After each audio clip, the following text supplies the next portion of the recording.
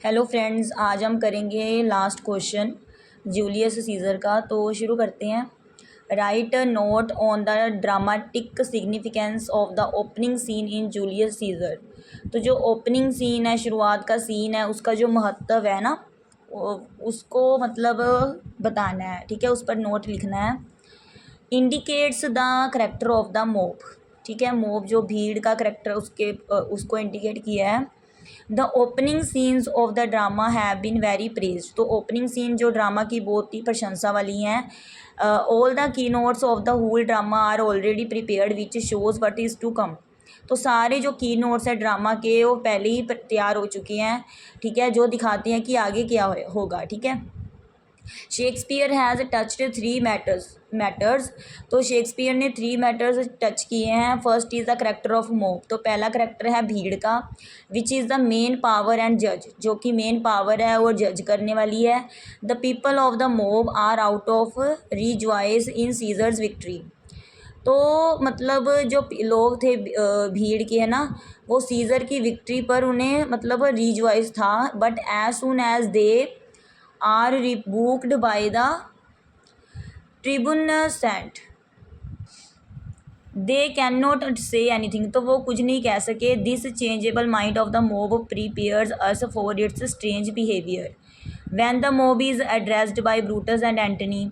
तो देखो मतलब ये जो चेंजेबल माइंड था ना भीड़ का, वो प्रिपेयर करता है हमें for its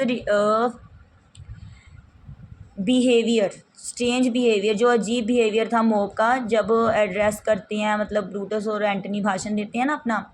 the mob is supported Brutus actions in murdering Caesar. ठीक है, तो मतलब जो मोब थी वो सपोर्ट कर रही थी ब्रूटस को एक्शंस इन मर्डरिंग सीज़र पर। इन this way mob is regarded one of the most important part in the drama.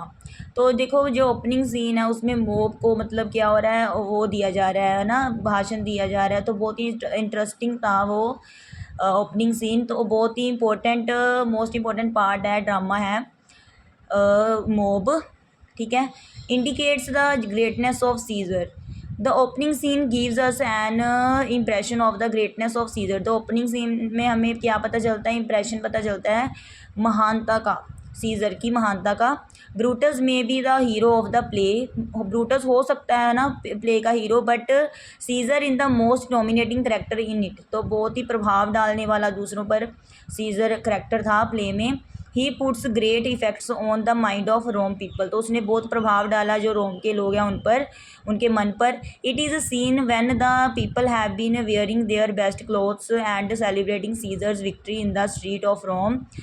तो मतलब ये देखा गया है कि जो लोग हैं उन्होंने बहुत अच्छे कपड़े पहने हुए हैं, सेलिब्रेट कर रही हैं सीज़र की विक्ट्री को। ठीक है, गलियों में, रोम की गलियों में। In this way Caesar is a popular hero in the first scene. मतलब पहले सीन में तो वो पॉपुलर हीरो था, हीरो है मतलब जो सीज़र है। The opening scene contains to the term of the conspiracy which is developed in following scenes. तो ओपनिंग सीन में क्या होता है, शामिल होती है जो षड्यंत्र रचा जाता है ना, डिवेल्प किया जाता है फॉलोइंग सीन्स में, उसके आगे वाले।